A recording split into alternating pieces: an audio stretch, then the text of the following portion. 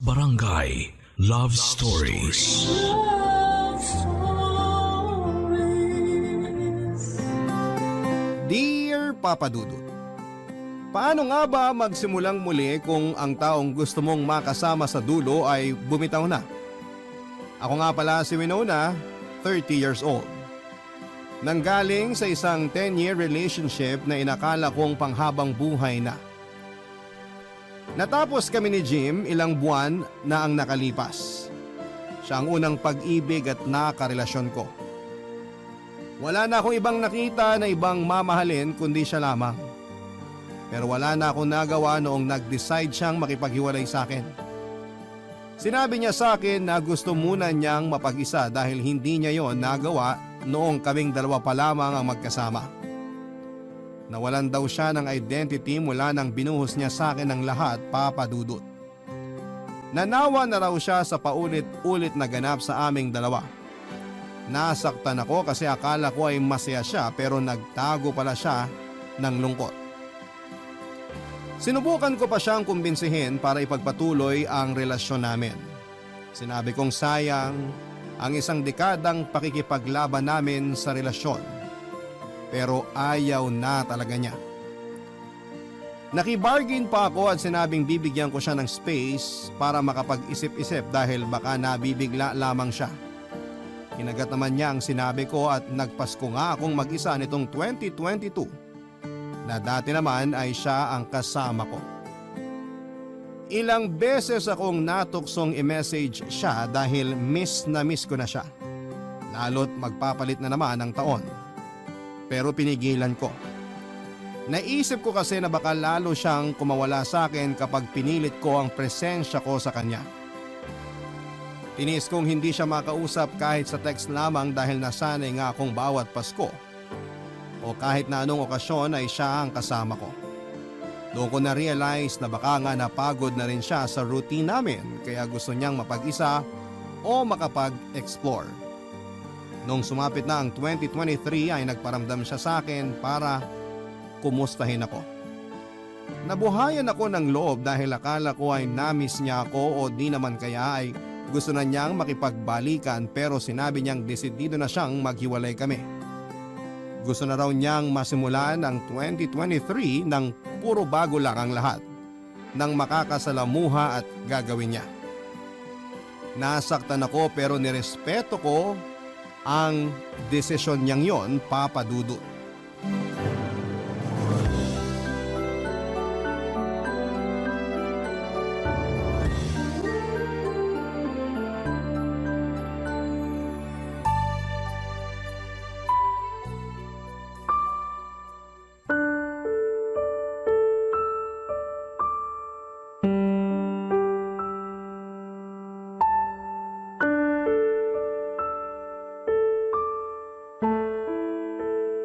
So, ito na talaga yon?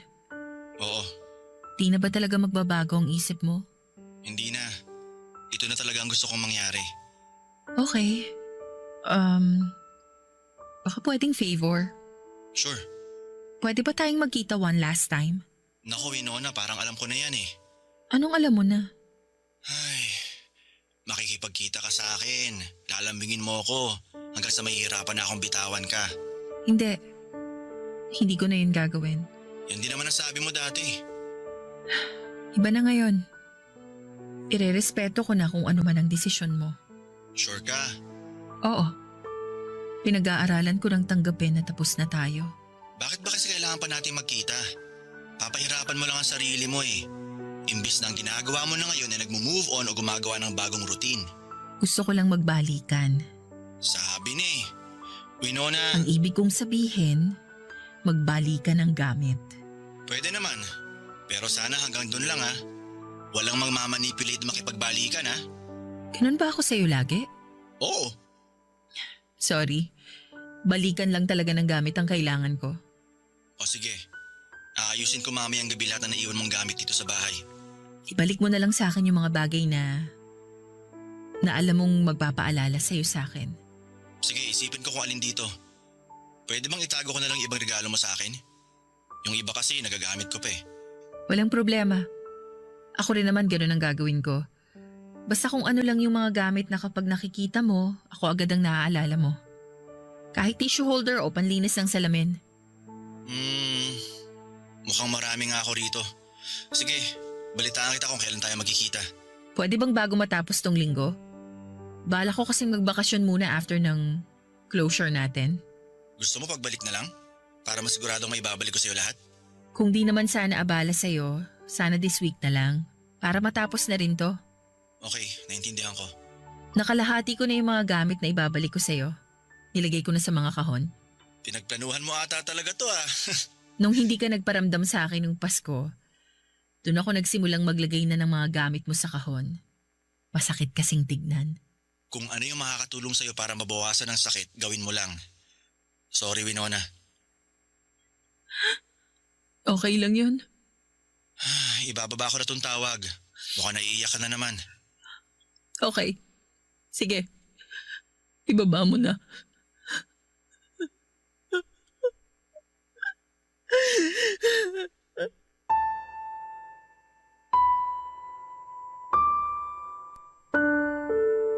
Pagkababa ko ng tawag ay naiyak na lamang ako bigla. Ilang araw din akong hindi umiiyak noon pero noong narinig ko na ang boses ni Jim ay nawala na ako ng lakas para pigilan ang mga luha ko.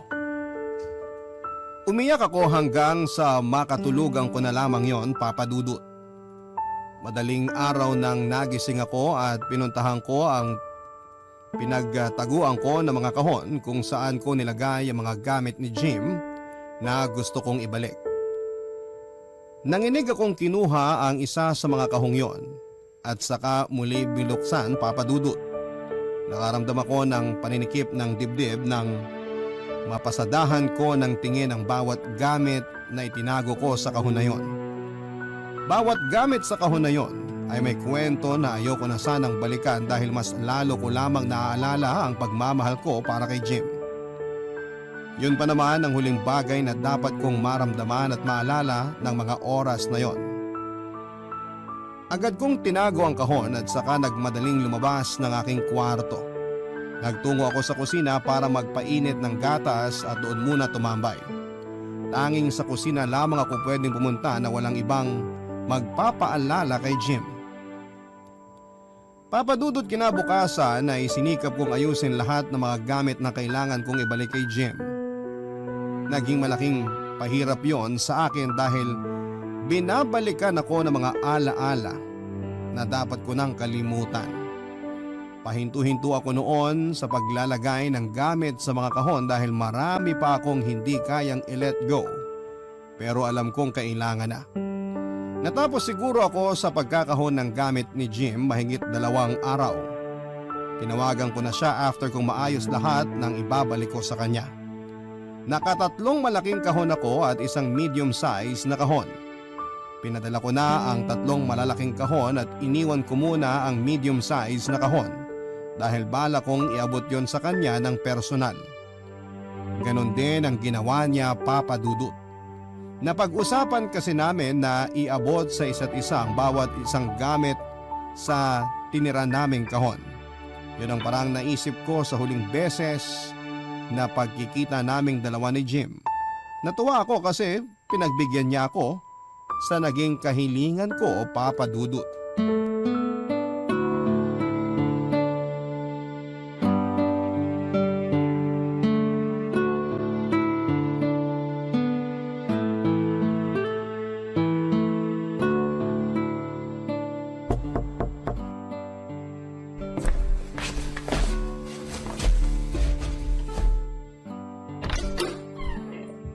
Oh, ang aga mo naman dumating. Wala na rin naman kasi akong gagawin sa bahay kaya nagpunta na rin ako dito. Ayos lang ba? Oo naman. Akala ko kasi malilate ka. Gaya ng lagi nangyayari dati. May hugot ka talaga sa pagiging late ko madalas sa mga lakad natin, no? Oo, dati. Pero nung umabot na tayo ng 2 taon, natanggap ko ng parte na ng pagkatao mo maging late. Ay, grabe ka naman. Saka ko lang nalaman na issue mo pala yan ngayong hiwalay na tayo. Gano'n naman talaga eh. Tsaka lang nagkakalabasan ng kakulangan kapag maghihiwalay na. Feeling ko isa yan sa mga dahilan kaya ka nakipaghiwalay. Oops! Ang usapan natin walang mga away, di ba? Balikan lang ng gamit. Pasok ka na nga. Baka mamaya mag-walkout ka pa. Di naman. O sige na, tuloy na lang natin sa loob tong usapan. Mukhang marami kang ibabalik sa akin ah. Medyo malaki tong kahon na nadampot ko pero konti lang laman ito. Tara sa sala. Andun na rin yung kahon ng mga gamit ay ibabalik ko. Oh, upo ka. Salamat. May gusto ka bang inumin o kainin para maihanda ko na? Ayos lang, kumain na ako kanina. Simulan na lang natin to para matapos na. Wow, excited matapos? Mas excited ka nga na matapos tayo eh. Joke! Ay nako, parang bad idea tong balikan natin ng gamit ah. Baka bawat maalala mo sa gamit pag-aawayan natin. Uy, hindi ah. Hinanda ko ng sarili ko nung isang araw pa. Kakalmahin ko pa lalo ngayon ang sarili ko kung kailangan. Huwag lang tayong mag-away sa huling beses na magkikita tayo. Panghahawakan ko yan ah. So, sino bang unang maglalabas ng gamit na isasoli? Ako na muna. Pantanggal pabigat lang dito sa kahon ko. Mukhang hugot yan ah. Uy, hindi ah. Oh, ito. Ang una kong ilalabas, payong mo. Yan ang pinakamabigat na meron dito sa kahon, as in literal. Naitago mo to? Ako pa ba? Magaling kaya ako magtago. Except sa feelings. Joke! Grabe. Mukhang mas marami kang baong hugot kaysa sa ibabalik mo sa akin ah. Pinapagaan ko lang ang usapan. Naaalala mo ba kung kailan natin huling ginamit yung napakabigat na payong mo na yan? Parang di na eh. Ipaalala mo nga please. Ay nako ka Jim, makakalimutin ka talaga. Yang payong na yan ang ginagamit natin na pantago nung nagsisimula pa lang ang relasyon natin. Kahit di naman umuulan, pinangtatakip natin yan sa mga nakakasalubong natin. Ah oo, naalala ko na. Kasi nga ayaw nating mahusgahan. Kaya sinikreto natin yung relasyon natin. Kasi ano na lang ang sasabihin ng iba kung malaman nilang malayo tayong magpinsan, di ba? Nung unang beses nga na sinabi ko kay mama, halos mahimatay na siya sa galit eh. Ako nga nag-drawing pa ng family tree para lang i-explain sa kanila na sobrang layo na nating magpinsan. Kaya pwede na tayong maging magkarelasyon. Nahirapan tayong ipaglaban nung una no? Oo, pero nasanay na rin sila at na-realize nilang malayo naman talaga tayong magkamag-anak. Hanggang sa sila na mismong nag-uudyok sa atin na magpakasal na. O ikaw naman, anong ibabalik mo sa akin mula dyan sa kahon mo? O ito, napkin mo. Teka, paano? Hindi ko ma-imagine kung anong alaalang nakabalot sa napkin na yan. At hindi ko alam kung bakit tinago mo yung napkin ko. Ay, naalala mo nung pareho tayong 22 years old? Nung akala natin malakas lang ang regla mo? Teka, naalala ko na. Ayoko na sanang isama to sa ibabalik. Pero siguro ayos na rin balikan, total tapos na. Yan yung huling napkin na natira mula sa isang pack na nabili mo nung akala mo dinatnan lang ako. Pero nakunan ka na pala. Di man lang natin nalaman na nakabuo pala tayo, no? Kundi ka lang biglang dinugo ng marami. Ay, nakalimutan ko nang nagkaroon pala tayo ng anak. Di nga lang nabuot na buhay. Siguro kung nabuhay siya, pinag-aaral na tayo. Siguro rin kung nabuhay siya, hindi ka makikipaghiwalay sa akin. Joke!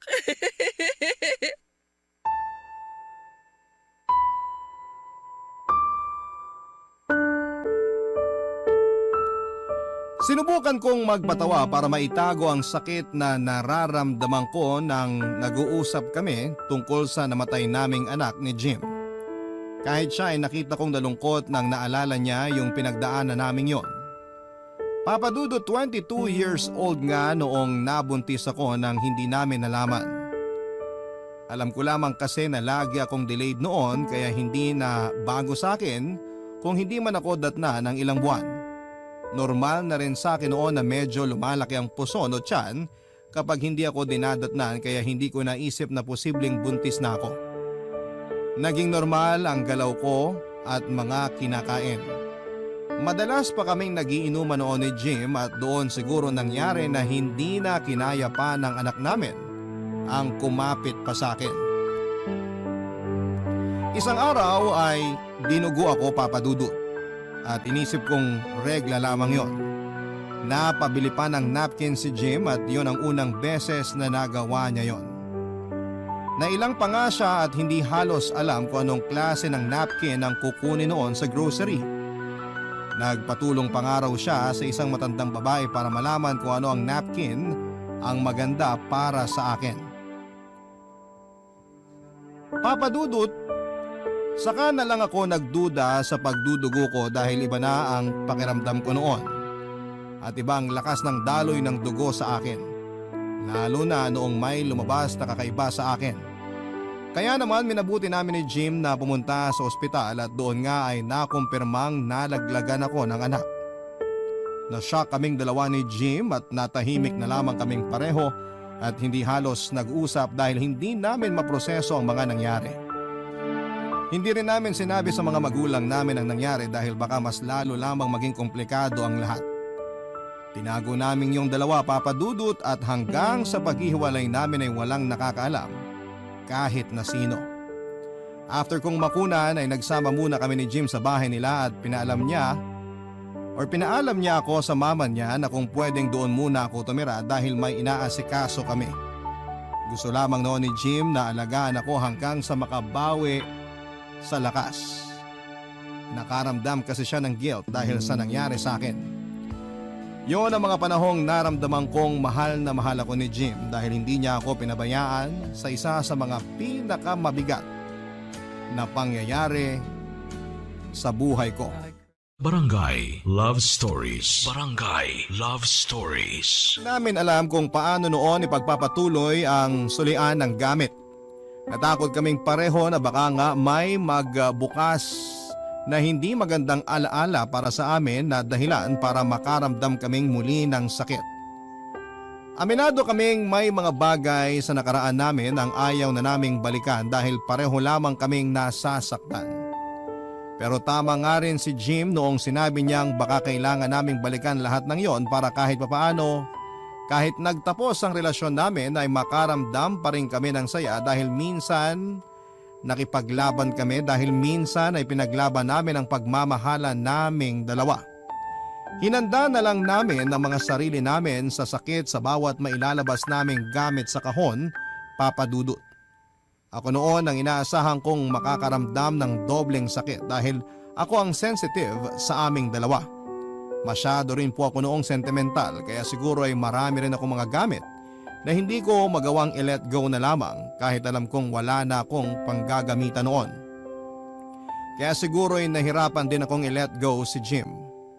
Kahit alam ko noon na makakabuting maghiwalay na kami, ay hindi ko pa rin siya magawang pakawalan dahil parte na siya ng buhay ko.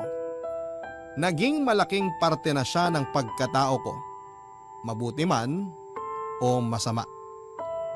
Sa pagbabalik namin ng gamit ng bawat isa ay sinabi ni Jim na unahin naming ibalik yung mga magagandang alaala.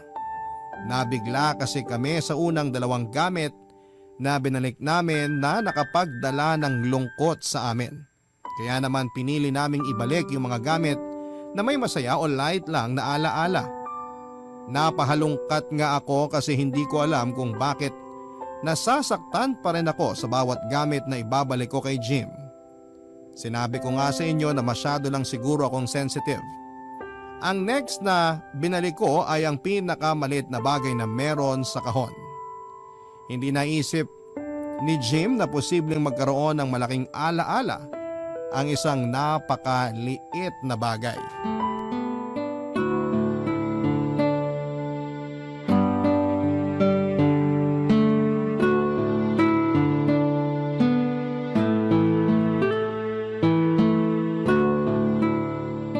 Nail cutter? Oo, yung nail cutter ang next kong ibabalik sa'yo. Bakit? Ginamit mo ba tong pangkurot sa pisngi ko kapag magkaaway tayo? Hindi. Yan ang unang nail cutter na binili ko sa'yo. Kasi napansin ko, kapag may bumabagabag sa'yo, lagi kang nagpuputol ng kuko. Napansin mo pala yon? Observant kasi ako. Kaya kapag naghahanap ka na ng nail cutter, alam kong may problema ka. Kaya pala imbis na abutan mo ko ng nail cutter siya ang inaabot mo sa akin. Pangpakalma kasi ang tsaa. Tapos bigla mong itatanong sa akin kung anong problema ko. Naalala ko, nahirapan ako sa iyo dati. Ayaw mo kasing mag-open pagdating sa mga problema mo. Nasasaktan ako kasi parang wala kang tiwala sa akin. Wala kang tiwala na matutulungan kita. Hindi naman sa ganun. Di kasi kami tulad yung mga babae na mabilis lang mag-open pag may pinagdadaanan. Kaming mga lalaki hanggat kaya namin o minsan kahit di na kaya, di pa rin kami magsasabi ng problema namin. Bakit? Ang sarap kaya sa pakiramdam kapag nailalabas mo sa ibang tao yung problema mo. Kahit wala pang solusyon, at least nailabas mo na. Nakakagaan sa pakiramdam. Di kasi pwede yan sa ego namin. Ay, hanggang sa huli nga, hindi ako nakatulong para mas maging komportable ka na mag-open sa akin. Pero natulungan mo akong di na mag-nail cutter kapag may problema ako. Maging proud ka dun. Dahil sa'yo, di na sugat-sugat tong mga daliri ko. Sige na nga. Ako naman ang magbabalik.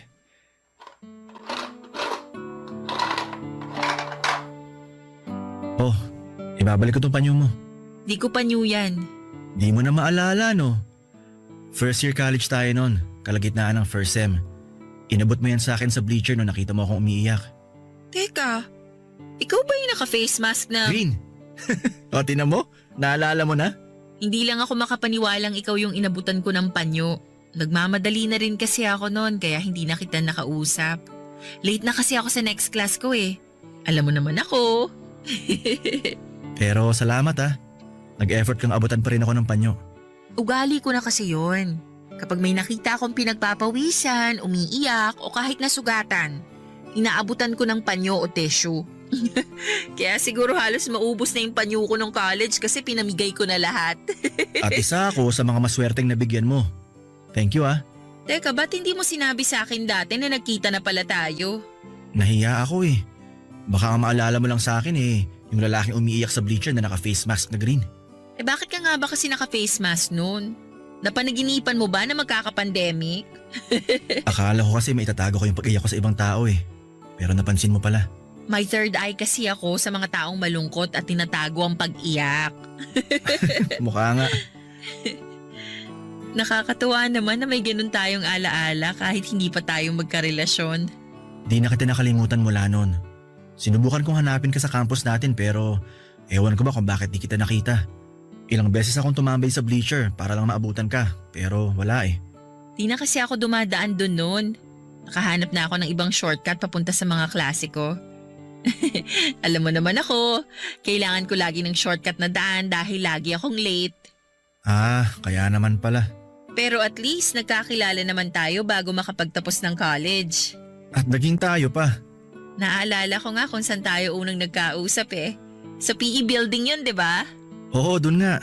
Hinabol pa kita. Tapos nung nakaharap na kita, di ko naman alam ang sasabihin ko. Nautal at namula ka pa nun. Ang tagal kitang hinintay na magsalita ah. Tapos bigla mo lang itatanong sa akin kung saan ko nabili yung PE uniform ko. Weird! Kinabahan nga kasi. Pero ayos na rin yon. Kahit palpak yung unang pag-uusap natin, nairaos pa rin naman. Jim? Oh, Total. Huli naman na. oh ano yun? Baka pwedeng malaman kung bakit ka umiiyak nun sa bleacher. Winona naman. Sabi ko naman sa'yo hirap ako mag-open, di ba? Pabor mo na lang to sa akin, huli naman na. Matagal kong pinangarap na mag-open ka sa akin. Pagbigyan mo na ako, huli naman na to eh. Nag-alangan si Jim na sabihin sa akin ang dahilan ng pag-iyak niya noong inabutan ko siya ng panyo dati. Ilang beses ako nakipag-negotiate sa kanya para lamang kahit sa una't huling pagkakataon ay maranasan ko namang mag-open siya sa akin. Masyado kasing malihim sa nararamdaman niya si Jim. Kaya naman sinukuhan ko na dati ang pag-asang magsasabi pa siya ng problema niya. Total naman ay naisip ko na wala namang nangyaring hindi maganda sa kanya kapag may problema siya. Naisip ko rin na baka nga kaya niya talagang dalhin ang sarili niya at hindi niya kailangang magsabi pa sa iba. Doon nga ako nabilib sa kanya dahil kung ako lamang yon, baka puro iyak lang ang ginawa ko imbes na solusyon sa problema ko. Kaya siguro naging clingy na rin ako sa kanya at dependent dahil nga nakita ko na kaya niyang protektahan at alagaan ako. Hindi ko kasi kayang gawin yon sa sarili ko dahil most of the time ay inuuna ko lagi ang kapakanan ng pamilya ko, Papa Dudut. Bigla ko tuloy naalala ang mga oras na lagi nandun si Jim para sa akin, kaya nahirapan na naman akong umabante palayo sa kanya. Gusto na muli ni Jim na magbalikan kami ng gamit pero hindi ko ginawa hanggat hindi niya sinasabi sa akin ang dahilan ng pag-iyak niya sa bleacher. Para lang siguro matahimik na ako noon ay sinabi na rin niya ang kadahilanan. Nung una, alam kong nag-imbento lamang siya ng sasabihin at agad ko namang yung nahuli. Masyado ko na siyang kilala noon kapag nagsisinungaling siya. Kaya napilitan siyang aminin ang totoo sa akin. Nagkahiwalay ang mga magulang niya kaya siya umiiyak noon. Naging escape niya ang pag-aaral para hindi makita at maabutan ng pag-aaway at sakitan ng mga magulang niya sa bahay. May ilang beses daw na parehong inuuwi noon ng mga magulang nila ang mga kabit nila para lamang pasakitan ng isa't isa at nakita yon ng lahat. Nakita yung lahat ni Jim. Naawa ko sa kanya habang nagkikwento dahil kita ko pa rin ang sakit sa kalooban niya. Kaya naman pinahinto ko na siya at nagpasalamat ako dahil sinubukan niyang mag-open. Pinakalma ko muna siya at pinagtimpla ng tsa tulad ng dati. Noong naging okay na siya ay saka na kami nagpatuloy sa pagbabalikan ng gamit.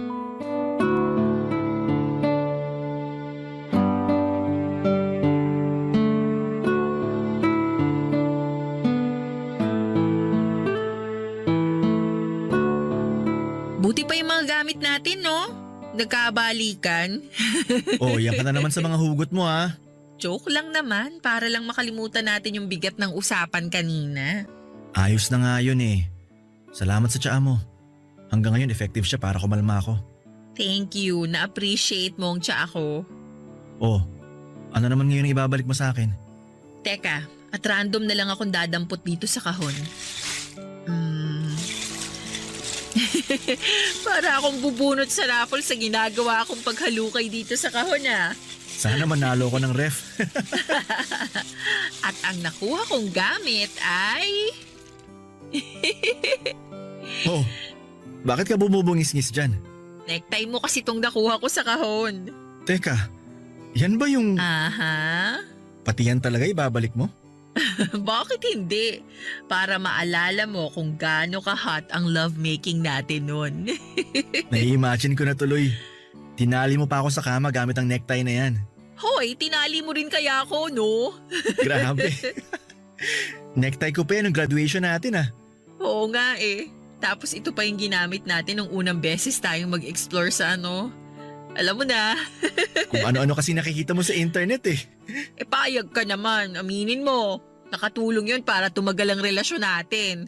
Sobrang sexually compatible nga natin kaya siguro nahirapan ako makipag-break sa'yo.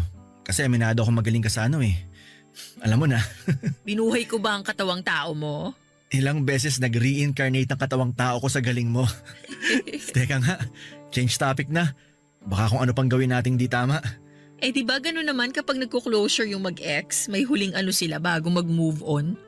Huwag tayong makisali sa ganun. Okay na tayong magbalikan ng gamit. Yun ang closure natin. Ah, sige na nga. Oh, next na ibabalik ko, itong blouse mo. Teka, di naman akin yan eh. Nakalimutan mo na naman tulad ng panyo mo? Yung panyo, aminado akong nakalimutan ko.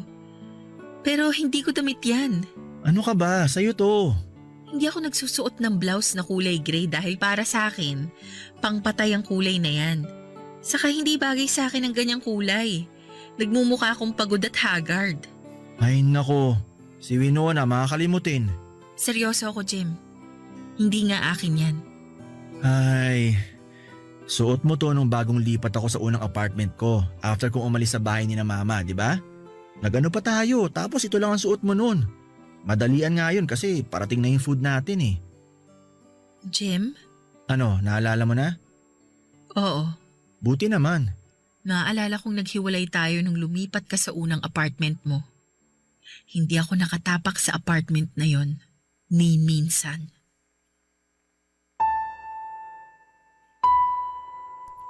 Ibang babae ang dinala ni Jim sa unang apartment niya, Papa Dudut. Natahimik siya nang balikan ng alaalang yon at tama nga ako. Unang araw na nagkahiwalay kami nang lumipat siya sa unang apartment niya at nagalit ako sa kanya dahil kakahiwalay lang namin noong araw na yon ay may inuwi na agad siyang babae. Kinumpronta ko siya tungkol doon at sinubukan niyang umiwas. Nag-start din siyang magsinungaling at sinabing baka damit yon ng ate niya pero hindi ako naniwala. Nagtalo kaming dalawa dahil nakaraan na araw yon at hindi na dapat pag-awayan pa pero naggalit ako dahil tinago niya yon sa akin. Dinepensahan niya ang sarili niya at sinabing hindi ko na kailangang malaman pa yon dahil nagkahiwalay naman na kami noon. Sinagot ko siya at sinabing nagkahiwalay lang kami pansamantala dahil galit ako sa kanya. Pero hindi naman yon totoong breakup. Sinubukan pa niyang depensahan ang sarili niya sa mga nangyari pero alam niyang talo siya sa akin dahil kaya kong sagutin ang mga sinasabi niya. Nasaktan ako noon, Papa Dudut, dahil habang ako nagmumukmuk dati noong kakahiwalay namin ay siya naman ay may inuwing babae para may mangyari sa kanila. Pinaamin ko sa kanyang lahat ng mga nangyari. Sinabi niya na nagstay ang babaeng yon ng 1 linggo kasama niya dahil natatakot siyang malungkot at mamiss ako. Akala raw kasi niya noon ay hindi na ako babalik sa kanya dahil blinako na siya sa Facebook. Nagalit ako lalo dahil hindi niya sinubukang makipag-ayos sa akin. In-explain niya na gusto lamang niyang may makaano para mawala ang lungkot niya. Liberated naman daw yung babae at hindi naghahanap ng relasyon kaya wala raw akong dapat na ipangamba. Hindi ko noon masabi sa kanya ng maayos na hindi ako okay kahit sabihin pang hindi naging sila ng babaeng yon. Masakit para sa mga babae na malamang may nakaano ang boyfriend nila lalo na kung ang dahilan lang ng hiwalayan ay konting away o galit. Nagsisi naman daw siya sa mga nangyari kaya siya nakipagbalikan sa akin. Doon daw kasi niya na-realize na ako ang mahal niya at kailangan niya ako. Ilang beses din daw niyang gustong umamin sa akin pero pinanghinaan siya ng loob, Papa Dudut. Kaya naman para makabawi lamang siya sa akin noon ay sinikap niyang maging mabuting karelasyon para sa akin. Barangay Love Stories. Barangay Love Stories. Pinilit ko na lamang na ipagpatuloy ang pagbabalikan namin ng gamit para matapos na. Grabe ang naramdaman kong galit kay Jim at paulit-ulit na umiikot sa utak ko ang mga sinabi niya tungkol sa nakaano niyang babae dati. Nahirapan akong kalimutan yon at ramdam kong tatatak yon sa akin kahit matapos kaming magbalikan ng mga gamit. Sinubukan kong ipagtimpla si Jim ng gatas. Alam niya noon na mainit na gatas ang pampakalma ko. Inabot niya sa akin ang 1 tasa ng mainit na gatas. Inabot ko naman yon at saka nagpaalam na lalabas muna para magyosi at inumin ang gatas na nakahanda na. Hinayaan naman niya ako at hindi na sinundan pa. Pagkalabas ko noon ay agad na pumatak ang mga luha ko sa inis. Tahimik ako noon na umiiyak dahil na imagine ko kung anong ginawa nila ng babaeng nakaano niya. Na-imagine ko kung ano yung mga napag-usapan nila at na-imagine ko kung gaano kaganda at kasexy ang babaeng yon. At mas lalo lamang ako nagalit at nasaktan dahil sa mga inisip ko kaya tinigil ko na. Nagsindi ako ng yose at saka inubos ang gatas na hinanda ni Jim. Sa tinimplang gatas na ni Jim, kahit papaano ay napakalma ako dahil bigla ko naalala yung mga panahon na kapag nalulungkot, natatakot o di kaya ay hindi ako sigurado sa mga nangyayari sa buhay ko ay pinaghahanda niya ako ng mainit na gatas. Hindi nagbago ang timpla niya. Sakto lamang ang tamis at sobrang creamy pero hindi naman nakakaumay. Napangiti na lamang ako dahil biglang nagsibalikan sa isipan ko ang mga panahong inalagaan niya ako habang down ako. Hindi siya napagod magpainit ng tubig, magtimpla at bumili ng gatas. At mas lalong hindi siya napagod na alagaan ako. Nabawasan kahit papaano ang galit ko sa kanya sa tulong ng mga alaalang meron ng gatas na natimpla niya. Inubos ko lang ang yosi ko at noong sigurado na akong ayos na ako ay saka ako nagbalik sa loob ng bahay niya. Naabutan ko siya nagkakape habang inaayos ang mga inabot kong gamit sa kanya. Tipid niya akong initian noong naramdaman niya ang presensya ko. Kinumusta niya ako at tinanong kung ready na ba ako na ituloy ang ginagawa namin at tumango lamang ako noon at saka naupo sa dati kong pwesto. Noong nakita ko ang mukha niya ay muli na naman akong nawalan ng gana dahil bigla ko naalala ang nangyari sa kanila noong babaeng nakaano niya.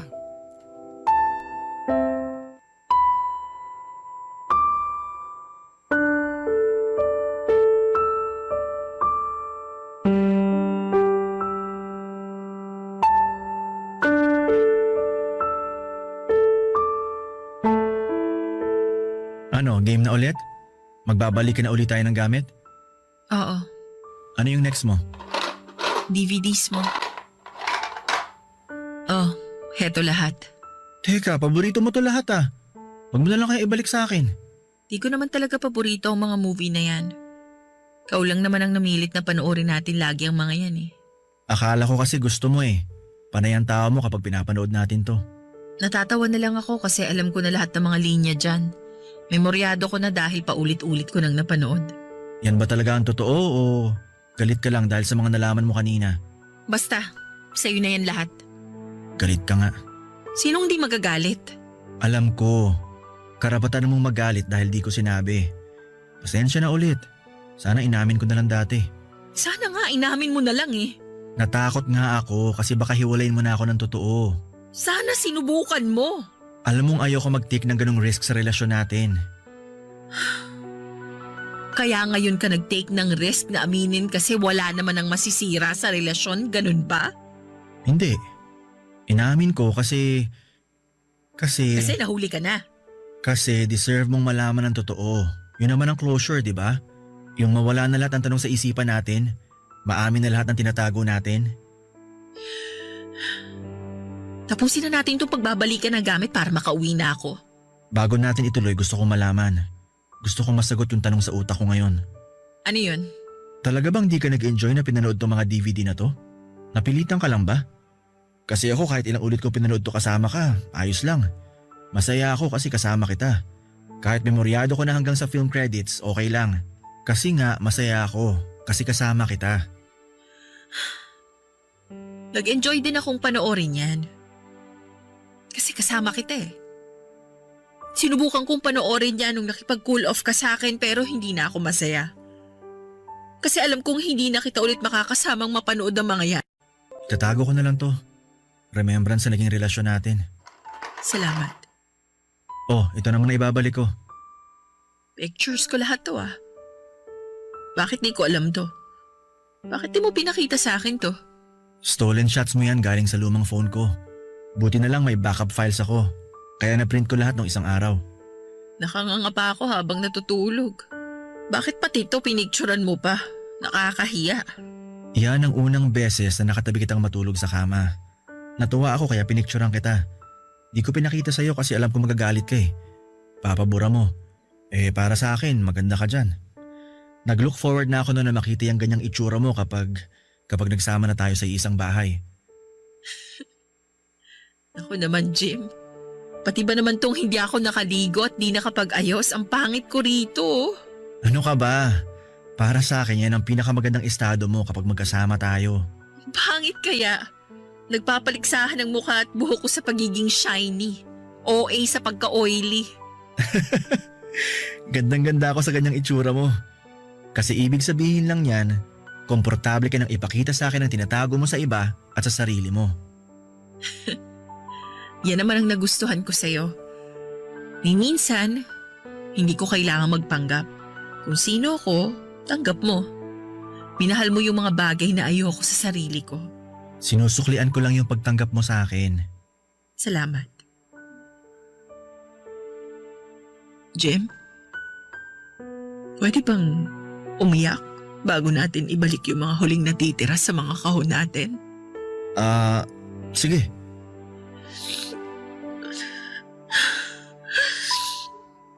Gusto ko lang malaman mo na na malaki ang pasasalamat ko na dumating ka sa buhay ko. Hindi man tayo sabay na pupunta sa dulo. Salamat pa rin kasi nakasama kita sa biyahe. Gusto ko ring malaman mo na masakit sa akin na bitawan ka. Naisiping hindi na kita makakausap tulad ng dati. Na di na ikaw ang taong pwede kong puntahan kapag may ibabalita ako tungkol sa nangyari sa araw ko, maganda man o hindi. Salamat pa rin kasi naranasan ko kung paano ang pagmamahal mo.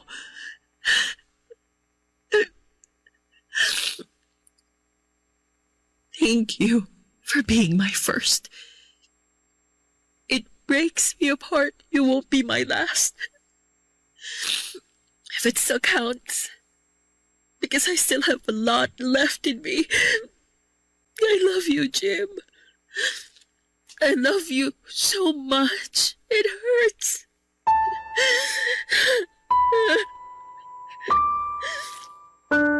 Napaiyak ako at hinayaan ako ni Jim. Wala naman siyang ibang ginawa kundi ang hawakan ng aking kamay. Kahit sa huling pagkakataon ay mas pinili niyang huwag ipakita ang emosyon niya sa akin. Hindi ko narakayanan pa ang sakit na nararamdaman ko, Papa Dudu. Hindi ko na rin tinapos pa ang pagbabalikan namin ng gamit. Iniwan ko na doon ang kahon na may laman ng mga gamit ni Jim. Hindi ko na nga rin nagawang kunin pa ang kahon sa kanya at nagmadali akong magpaalam at umalis. Pinigilan niya ako, Papa Dudut, para makapag-usap pa kami pero hindi ko na rin po kayang tiisin ang sakit. Sinabi ko sa kanya na ipa-deliver na lamang niya ang mga naiwang kong gamit. Wala naman siyang nagawa kundi ang hayaan ako dahil alam niyang desidido na akong umalis. Nagmadali ako sa paglabas ng kanyang bahay at mabuti na lamang at may dumating kaagad na taxi kaya agad akong nakasakay. Wala akong ibang gustong gawin noon kundi ang makalayo na sa bahay ni Jim. Wala akong ibang gusto noon kundi ang makalayo na sa mga alaala naming dalawa. Papadudod, pagkarating ko ng bahay ay agad akong nagkulong sa kwarto.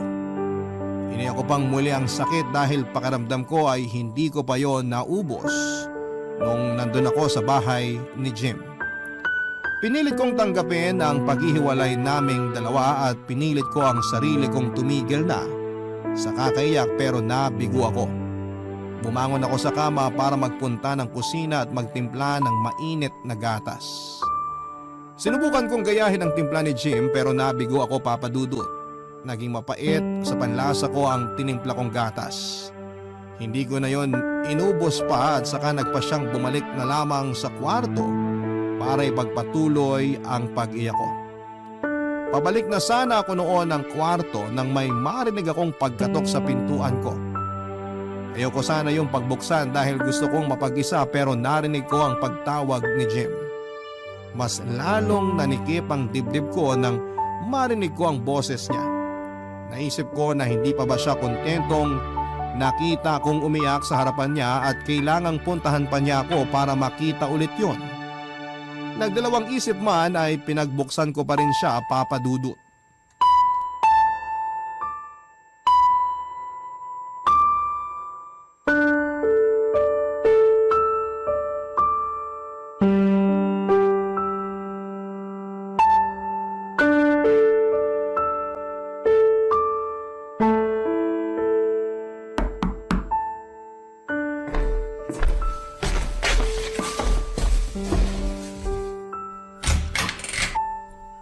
Anong kailangan mo?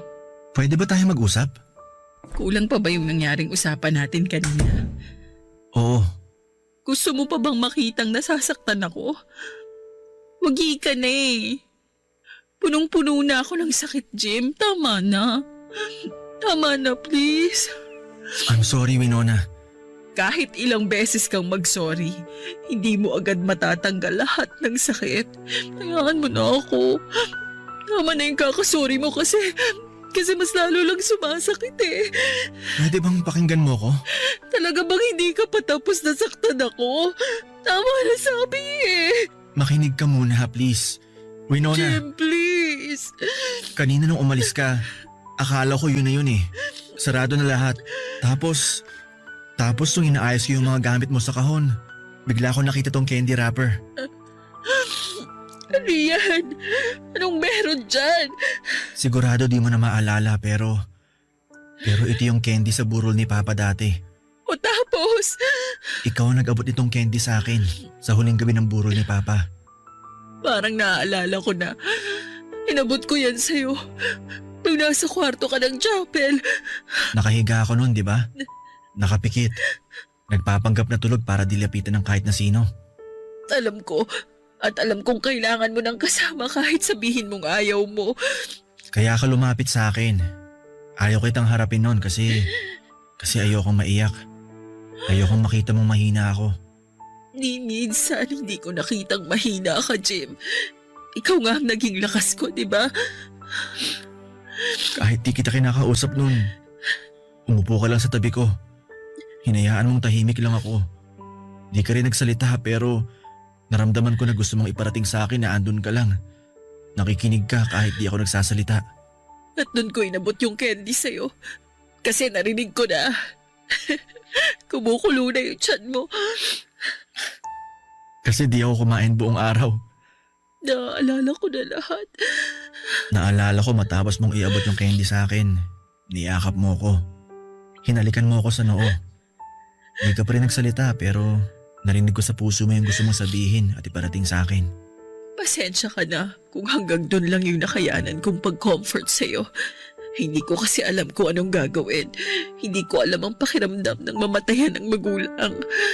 At nagpapasalamat ako sa iyo kasi di mo pinaramdam sa akin na alam mo ang nararamdaman ko. Hinayaan mo akong iproseso yun ng mag-isa. Hindi ka nakialam. Hindi ka nagdikta. Hindi ko alam na ganyan palang naisip mo nun sa akin. At hindi mo rin alam eksakto kung anong naisip ko after mong iabot sa akin ng candy na to.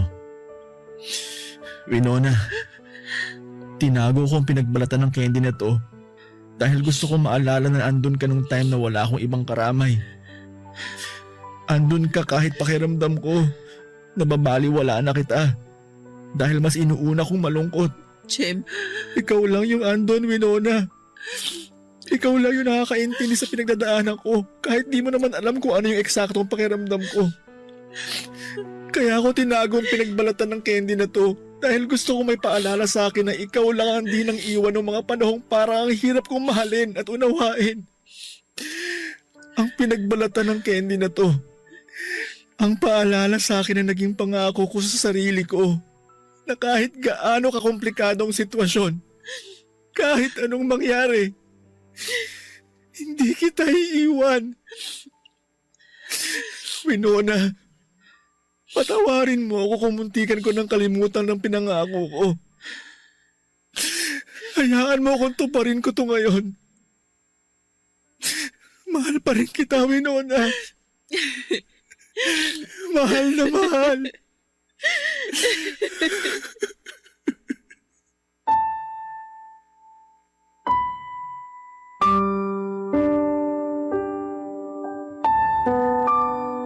Hindi ako makapaniwala sa mga sinabi ni Jim, Papa Dudut.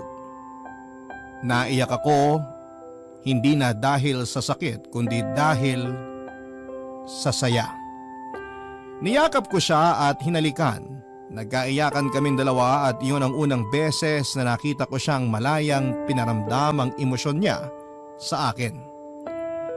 Papa Dudut, nagkabalikan nga kaming dalawa at inayos kung anuman ang naging gusot sa relasyon namin.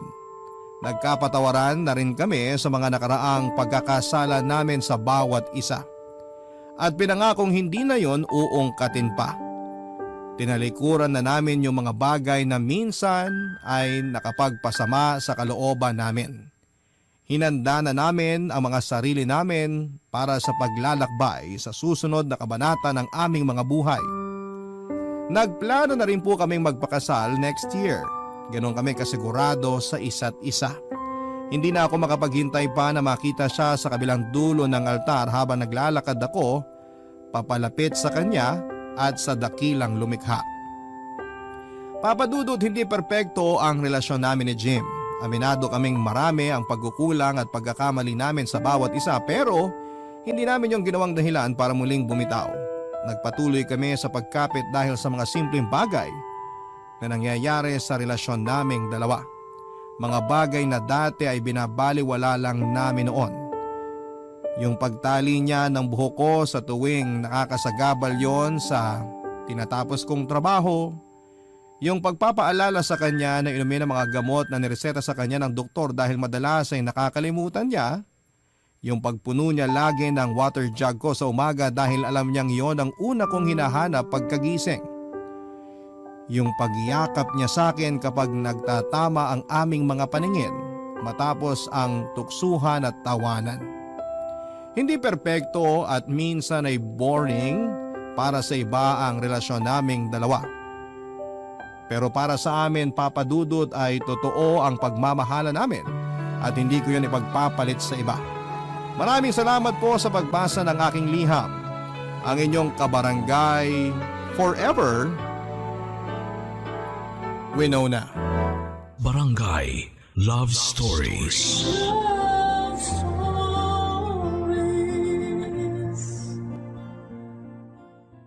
Barangay LS 97.1. 97.1.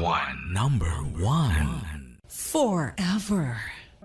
Kabarangay, i-share mo ang iyong barangay love stories. Sabay-sabay nating pakinggan ang iyong kwento ng pag-ibig, buhay at pag-asa. Ipadala lang sa barangaylovestories@yahoo.com. Ang mga kwento ng pag-ibig, kwento ng buhay at kwento ng pag-asa dito sa Barangay Love Stories. Love stories.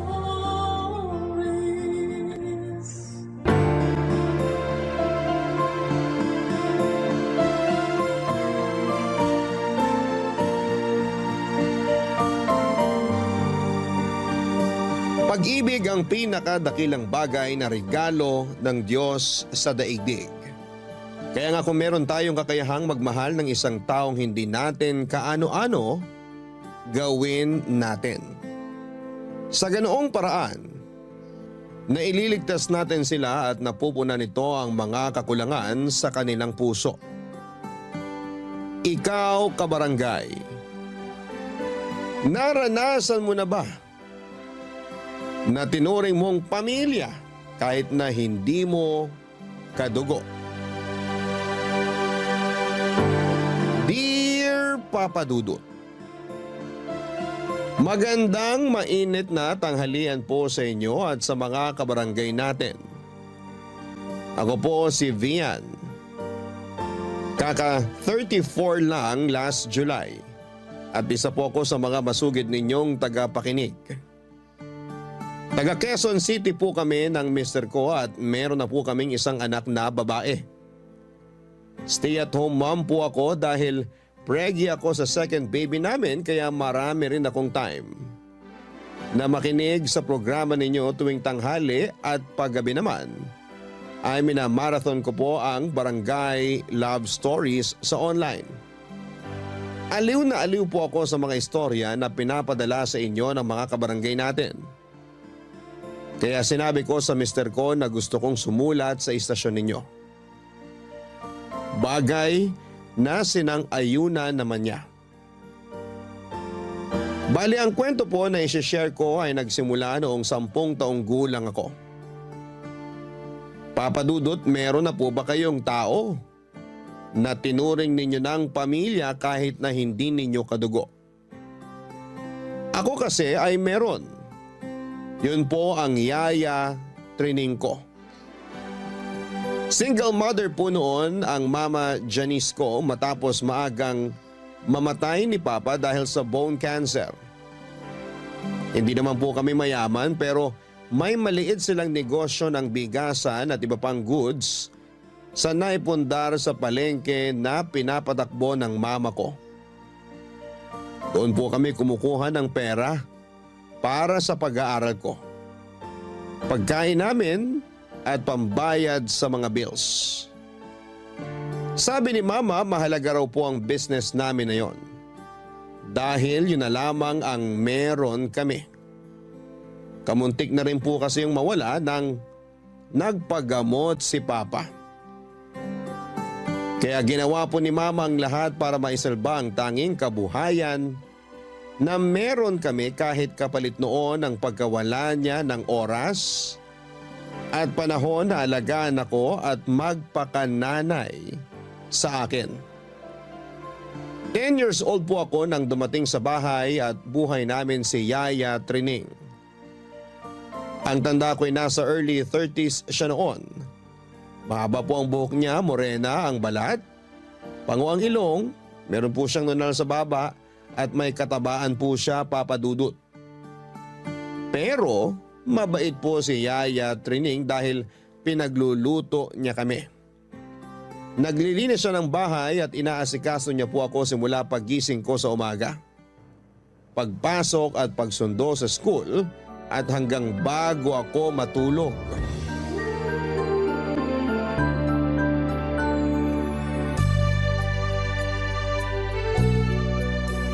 Paru-paro? Uy! Paru-paro! Sandali! Hintayin mo ako! Pian, huwag kang tumakbo. Baka madapa ka. Paru-paro! Hintayin mo ako!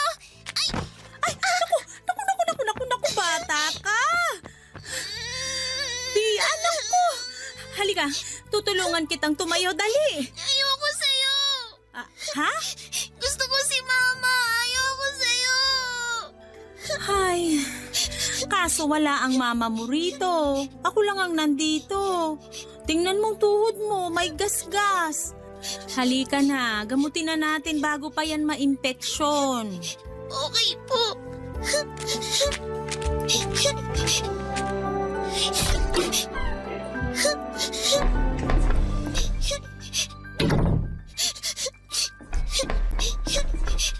Oh, dito ka muna sa bangko, ha? Kukuha lang ako ng ipanggagamot sa sugat mo. Saglit lang ako. Opo. Yaya, bilisan niyo po. Dumudugo na po. Oo, andito na ako. Tingin nga ng tuhod mo. Ay, naku, mapapagalitan tayo ng mama mo pag nakita niya tong sugat mo. Akin na yung tuhod mo. Oh, sandali Aray ko po, ya. Sakit po. Oh, ayan. Masakit pa rin? Hindi na po. Bakit mo ba kasi hinabol yung paru-paro? Gusto ko po kasi makipaglaro sa kanya eh. Wala po kasi ako kalaro, Yaya. Yung mga bata sa labas, ayaw lumapit sa akin. Andito naman ako. Pwede ko makipaglaro sa'yo kung gusto mo. Talaga po? Oo naman. Kaya nga ako kinuha ng mama mo para bantayan at samahan ka. Kaya lang dahil sa gasgas mo, baka mapagalitan tayo nun pareho. Di naman po pinapansin ni Mama kapag may sugat ako. Nung nakaraan, nung matagal na po, wala pa kayo. Sabi ko po masakit daliri ko kasi naipit. Sabi lang niya kasalanan ko raw. Ha? Sinabi ng mama mo yun? Opo, kaya po kapag may masakit, hindi ko na lang po sinasabi sa kanya. Hay. Pero, wag mo na uli gagawin yun kasi nandito na ako. Pag may masakit, sabihin mo sa akin para nagagamot natin. Kasi baka lumala, mas ikapahamak mo pa. Hindi po kayo magagalit? Hindi. Uunahin ko pa ba yun kaysa gamutin ka? Alam ko, bago lang ako rito sa inyo. Pero mabait naman ako. May anak din kasi ko na naiwan sa probinsya. Kasing edad mo rin. Kaya kapag nakikita kita, naiisip ko siya. Bakit niyo po siya iniwan? Mamimiss niya po kayo. Namimiss ko na rin siya pero kailangan ko magtrabaho. Yun yung dahilan ko kaya ko siya iniwan sa probinsya. Hindi po ba pwede doon na lang kayo magtrabaho sa malapit? Pwede naman, pero walang oportunidad dun sa amin. Kaya nakipagsapalaran ako rito sa Maynila. Hindi ko po kayo maintindihan. Hayaan mo na. Mahalaga, nabibigay ko pangangailangan niya kahit nandito ako sa malayo. Sigurado po na masaya naman siya kahit malayo kayo kasi alam po niya love niyo po siya. Ako kasi, Hindi ko maramdaman na love ako ni Mama. Lagi po siyang busy. Wala na po siyang oras makipaglaro sa akin. Siyempre, love ka rin ng mama mo. Baka hindi lang siya katulad ko na laging sinasabi sa anak ko na mahal ko siya pag nag-uusap kami sa cellphone. Pero alam ko, mahal na mahal ka ng mama mo. Tapos, love din kita para dalawa na kaming mahal ka. Okay ba yon? Opo! Thank you po sa paggamot ng sugat ko, Yaya. Walang anuman. Gusto mo pa bang maglaro? Tara, dali! Para hindi mo na hinahabol yung paru-paro. Yay! Sige po, tara na po! Oh, dahan-dahan lang. Huwag kang tumakbo, baka madapa ka na naman.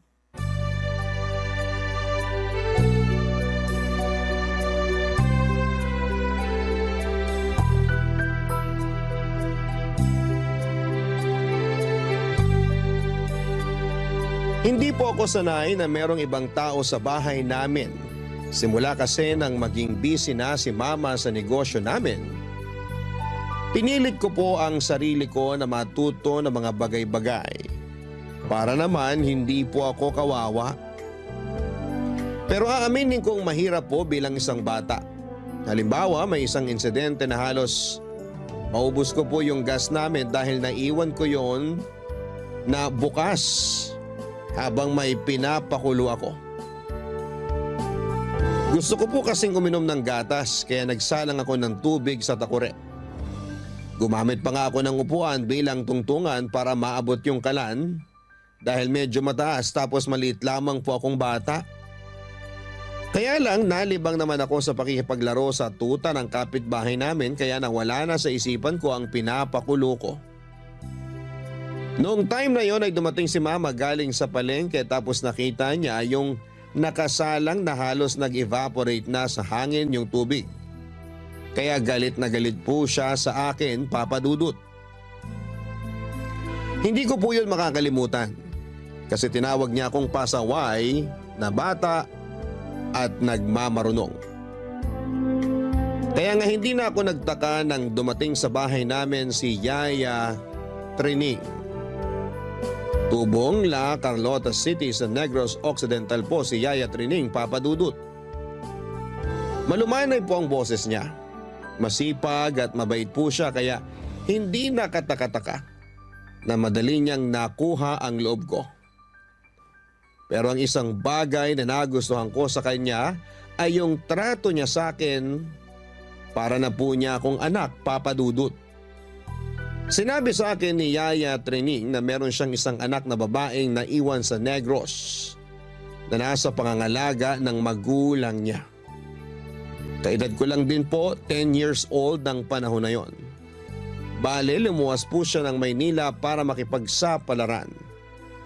Sa ilang taon niya rito ay marami na siyang napasukang trabaho tulad ng pagiging serbedora sa kalenderya, tendera sa bakery at siumayan, sales lady sa ukay-ukay at paggawaan ng cellphone at kung ano-ano pa. Inirekomenda lamang siya kay Mama ng ninang ko ng isang beses ay nabanggit sa kanya ni Mama na naghahanap kami ng makakasama sa bahay. Sakto na nagsara yung cellphone shop na pinapasukan ni Yaya kaya agad niya pong tinanggap ang trabahong inalok sa kanya ni Mama. Simula noon ay para na ako nagkaroon ng ikalawang nanay sa katauhan ni Yaya Trining.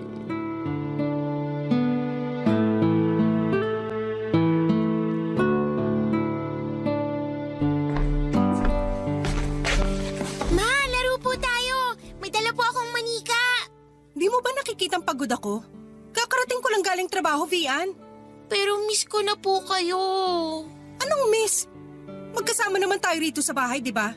Lagi-lagi tayo nagkikita, paano mo ako mamimiss? Basta po. Ay nako, doon ka nga sa kwarto mo, wag mo akong ginugulo.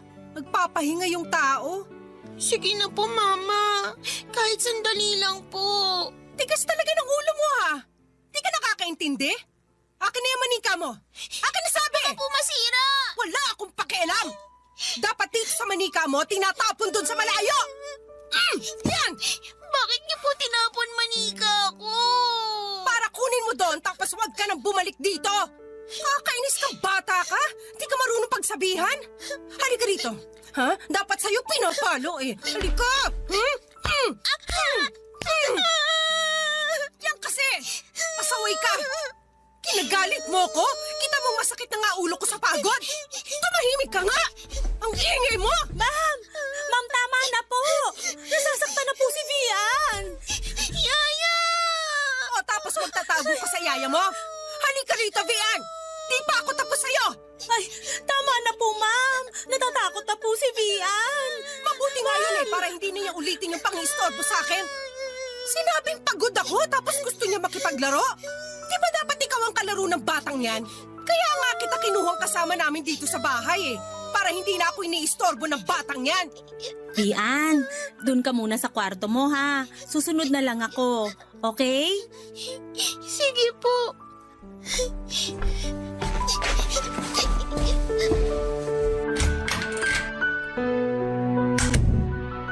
Ayan, wala na si Vian. Ma'am, gusto niyo po bang ikuha ko muna kayo ng tubig? Sige, kanina pa ako uhaw na uhaw. Sige po. Napakapasaway na bata. Pagod ka na, dinadagdagan niya pa. Ito na po tubig niyo, ma'am. Salamat. Ma'am, tungkol po dun sa nangyari kanina, naglalaro po kami ni Vian sa kwarto pero nung narinig niya yung pagdating niyo, sabi niya po gusto raw po niya kayong makalaro. Ma'am, namimiss na po kayo ng anak niyo. Pero pagod nga ako. Mas gugustuhin ko na lang magpahinga kaysa makipaglaro sa kanya. Tsaka wala ba siyang kasawaan sa laro na yan? Maghapon na nga kayo naglalaro, idadamay niyo pa ako. Ay, pero wag niyo naman po sanang paluin si Vian. Bata pa po yun. Sino ka para sabihin sa akin yan? Baka nakakalimutan mo, nanay pa rin ako ni Vian at kapag matigas ang ulo niya, papaluin ko siya. Nanay din po ako, ma'am. Hindi po maganda na namumulat sa palo ang mga bata kasi kalalakihan nila yung takot sa atin ng mga magulang nila. Baka po hindi na sila magsabi sa atin ng mga problema nila kasi sinasaktan natin sila. Mas mabuti nga na di na siya magsabi sa akin ng mga problema niya kasi may sarili naman akong problema. Tsaka pwede ba? Huwag mo nga akong pangaralan. Nandito ka para bantayan niyang anak ko, hindi para turuan ako ng kung ano-ano. Alam ko ginagawa ko training. Sana alam mo rin kung ano lang ang trabaho mo. Huwag kang intrimidida. Sorry po, ma'am. Sorry ka dyan. Pareho nyo nang sinira ni Vian ang gabi ko. Pag-untugin ko kayo eh. Nako, makapasok na nga sa kwarto at makatulog. Nakakainis kayo? Hindi na po ba kayo kakain? Hindi na, busog ako. Huwag kayong maingay na dalawa, ha?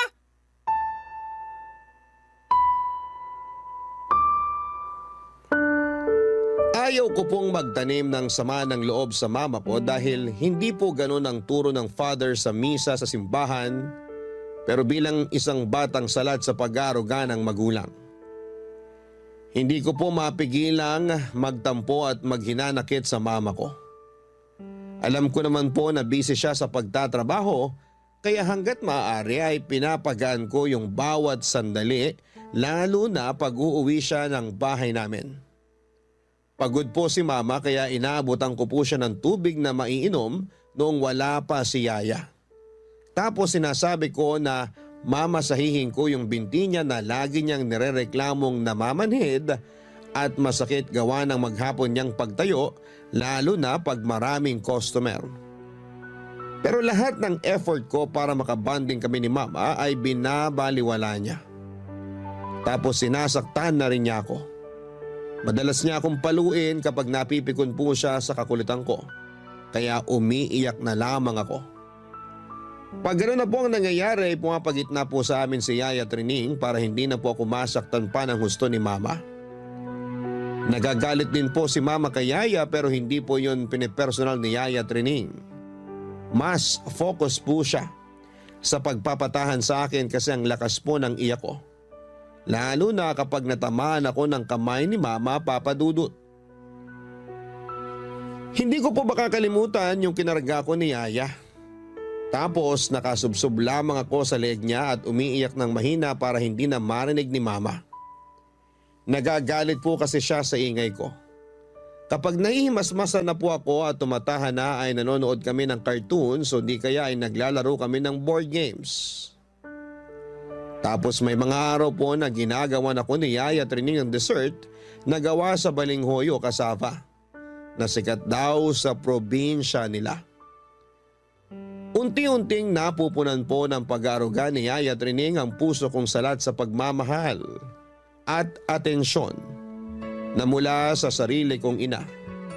Kaya naman masaya po ako, Papa Dudut.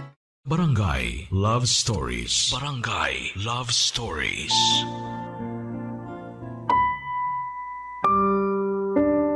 Sa pagpapatuloy po ng buhay ko noon, kasama si Yaya Trining sa bahay namin ay napansin ko po na lalong naging busy si Mama pero hindi na lamang sa negosyo namin. Dahil nagka-boyfriend na po siya.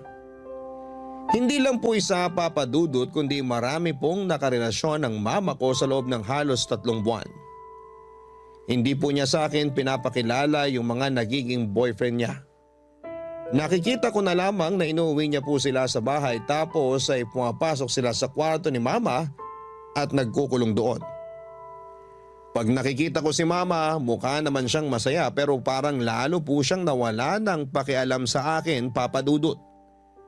Hanggang sa nakasanayan ko na lamang po na lagi siyang may inuuwing lalaki sa bahay tapos ay umaalis din pag umaga.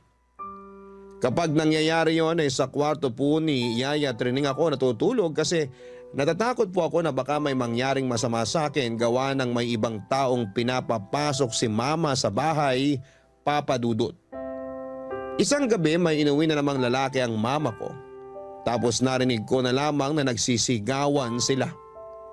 Pareho po silang galit pero mas galit at mas mataas ang boses ng mama ko. Basta ang natatandaan ko lang. Sinabi ni Mama na pinipirahan lamang siya ng lalaki. Kaya ayaw na raw niya na makita ito. Nagtataka nga ako kasi nang umuwi sila ay nagtatawanan pa sila noon pero mukhang nakainom din sila pareho. Sa takot ko ay kinatuko po yung kwarto ni Yaya kahit na alam kong tulog na siya.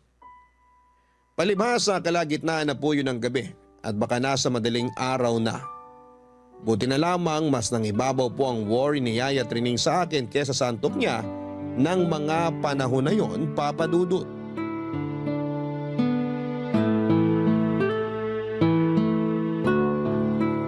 Hala, Yaya. Hindi ko pala kasama yung manika ko. Naiwan ko sa kwarto kasi nagmamadali na ako pumunta dito. Gusto mo bang kunin ko? Huwag na po. Huwag niyo po ako iwan dito, Ya. Ay, sige. Alam ko na. Meron din akong manika rito, kaso... Talaga po? May manika kayo? Meron, kaso di katulad ng manika mo. Teka, asa na ba yon? Hahanapin ko lang. Eto, nakita ko na. Tingnan mo. Wow! Ano po tawag dito? Paper doll ang tawag dyan. Laging nilalaro ng anak ko sa probinsya. Yan lang kaya kong ibili sa kanya eh. Ngayon lang po ako nakakita nito pero nagagandahan na po ako. Pwede po ba natin laruin? Oo naman. Ganito lang gagawin mo. Kunin mo yung manika. Tapos, pwede mo siyang bihisan ng iba-ibang damit na gusto mo. Sige, ito. Hawakan mo to. Susuotan ko po siya ng bestidang pula. Sige, okay yan. May sapatos din siya. Ito, ikabit mo sa paa niya. Tupiin mo lang yung papel sa gilid. Yun kasi ang magsisilbing lock para kumapit yung sapato sa paper doll. Ganito po? Oo, ang galing mo! Yan, ganyan. Teka, saan ba yun? Eto, may bag din yan. Kompleto po accessories. Aba, syempre. Daig pa po yung manika ko, Ya. Talaga? Sige, kabit mo rin tong sombrero niya. Ganito po? Ganyan nga. Madali lang po pala laruin to tapos nakakatuwa rin. Buti nagustuhan mo. Nakita ko kasi yan dun sa mga nilalakong laruan ni Manong nung nakaraang araw, kaya bumili ako ng 2. Naaalala ko kasi yung anak ko. Ito lang po ba laruan niya? Wala po siyang totoong manika? Wala pa. Pero plano ko siyang bilan kahit na lagi niyang sinasabi na kontento na siya sa paper doll. Nag-iipon pa ako para sana surprise gift ko sa birthday niya. Matutuwa po yun!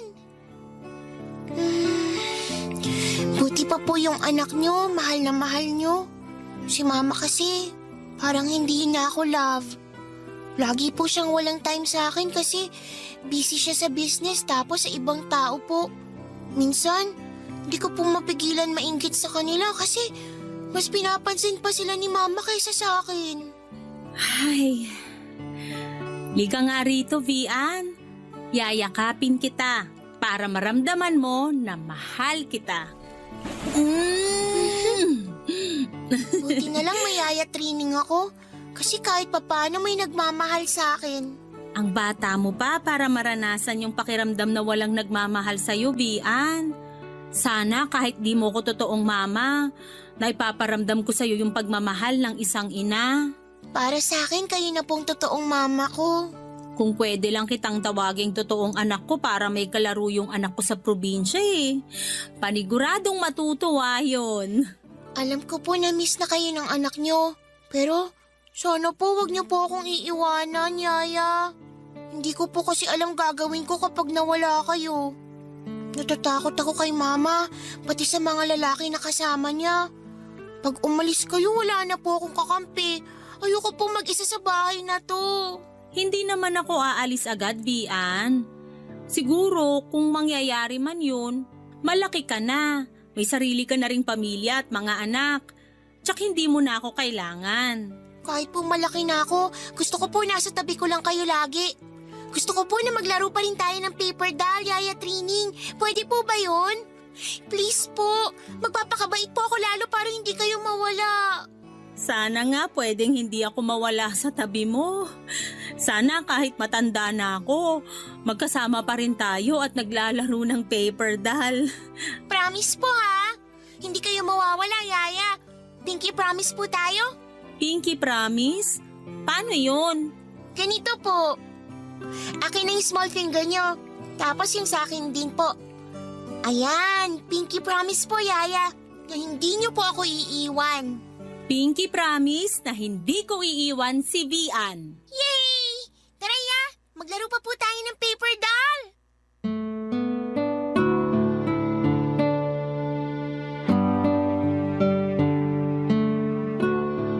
Kahit na malaki ang pagkukulang sa akin ni Mama, napunan po yun lahat ni Yaya Trining.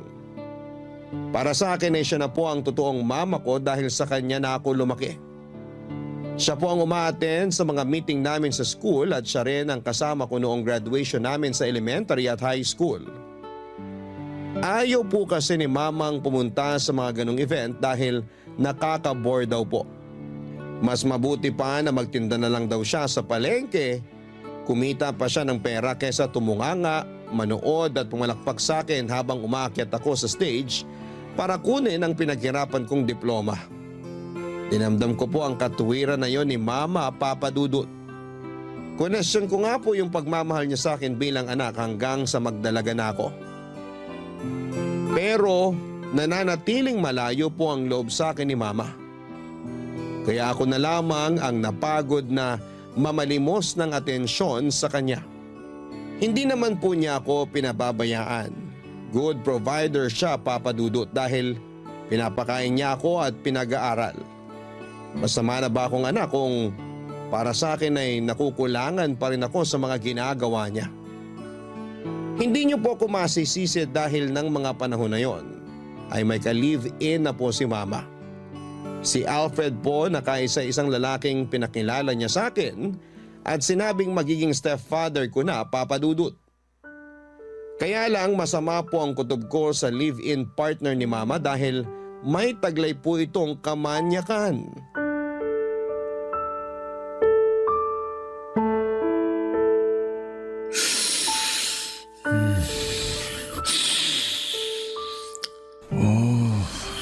bango-bango mo talaga.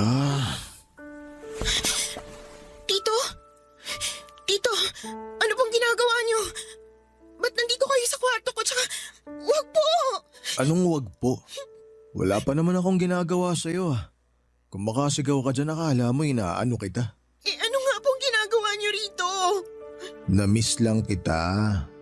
Masama ba yun? Gusto ko lang makipagkwentuhan sa'yo, makipag-bonding, ganun. Napapansin ko kasi na ang layo-layo na ng loob mo sa akin eh. Bakit mo ko iniiwasan nakatira tayo sa isang bubong? Hindi maganda yun. Pangit yung ganun. Umalis na po kayo, please po. Huwag niyo po akong gawa ng masama. Hindi kita gagawan ng masama, kaya bakit takot na takot ka? Kung may gagawin man ako, sigurado masasarapan ka. Ha? Tulong! Dalagang-dalaga ka na talaga. Uy! Tumigil ka nga! Ingay-ingay mo! Ano ba? Tumigil ka sa pag-iyak mo kung lalo kitang sasaktan. Hoy! Anong ginagawa mo sa alaga ko? Yasak lolo! Walang diya ka! Umalis ka nga dyan! Nakasampa ka pa talaga kay Vian! Tarantado ka! Aray! Hoy! Tumigil ka nga, Training! Anong nangyayari rito? Bakit mo sinasaktan si Alfred, Training? Mama! Raulo yung babaeng yan, Janice! Sabihan mo yan, baka di ako makapagtimpi dyan! Ano ba kasing nangyayari rito? Training, tinatanong kita. Ma'am, yan si Sir Alfred po. May masamang ginagawa sa anak niyo. Ano? Di totoo yan! Janice! Huwag ka maniwala sa katulong. Katulong lang yan. Ano alam niyan? Ma, totoo po yung sinasabi ni Yaya. Pinasok ako sa kwarto ng lalaking yan tapos plano niya akong gasahin. Hoy, V, ano yung pinagsasabi mo? Bawiin mo yung sinabi mo. Sumigaw po si Vian. Humihingi siya ng saklolo, ma'am. Kaya napatakbo ko sa kwarto ng anak niyo. Tapos kitang-kita ko po na nakasampa sa kanya si Sir Alfred. Hoy, Lucaret! Sinungaling kang babae ka. Wala akong pinagagawang masama sa inyo. Janice, huwag ka nagpapaniwala sa dalawang yan. Gumagawa lang sila ng kwento kasi gusto nila akong siraan sa'yo. Ma, hindi kami nag-iimbento ni Yaya. Si Tito Alfred po ang may gustong gawing masama. Tumigil na nga kayo! Paano magagawa ng tito mo yan mabuting tao siya? Oh, kita nyo na? Huwag kasi kayo gumagawa ng kwento. Kakapal na mukha nyo. Saka ako pa talaga palalabasin yung masamang tao? Ako pa? Eh ikaw nga, Training, inaakit mo ako eh. Ha? Anong pinagsasasabi niyo? Huwag ka na magmaang-maangan. Alam ko na may gusto ka sa akin. Lagi ka nagpapakyut kapag nakikita mo ako. Huwag ka na magkunwari, para kang tanga. Tsaka, di ba Janice, napapansin mo rin yun? Ikaw pa nga nagsabi sa akin nun eh. Ay, ma'am! Hindi po totoo yan! Mama, nagsisinungaling po si Tito.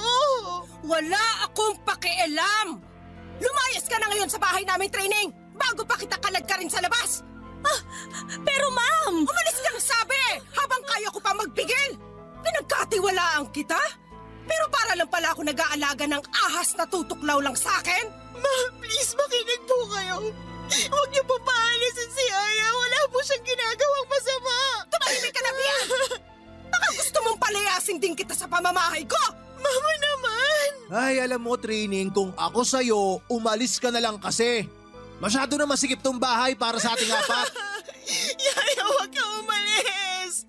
Huwag mo po ako iwan dito.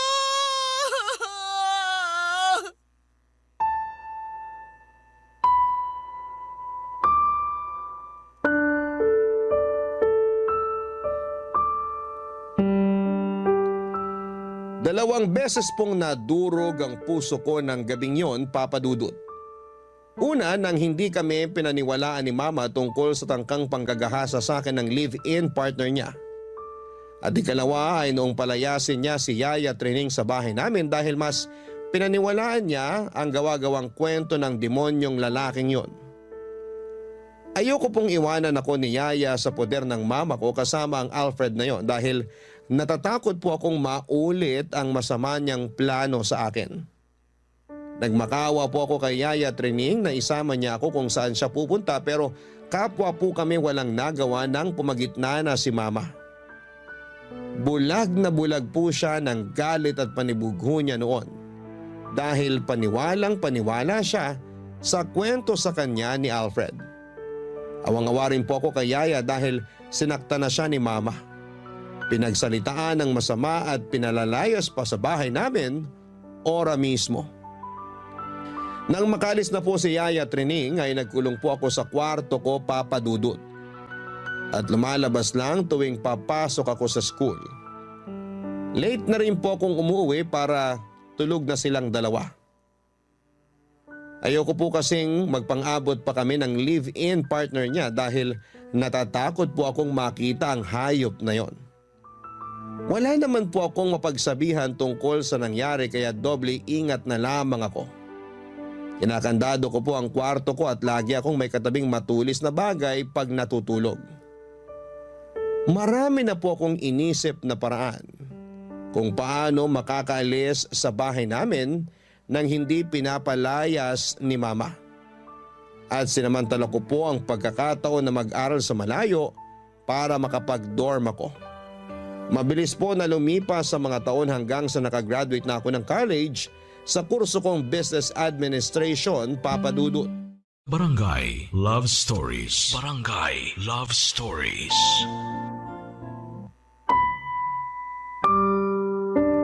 Pero bago po ako makapagtapos ay marami pa pong nangyari sa pamilya ko ng panahon na yon, Papa Dudut. Una na po doon yung pagkakasangkot ng live-in partner ni Mama sa paggamit ng ipinagbabawal na gamot dahilan para pagnakawan na niya ng perang mama ko at pagmalupitan nito. Kasama ko po si Mama na nagpakulong sa kanya, Papa Dudut.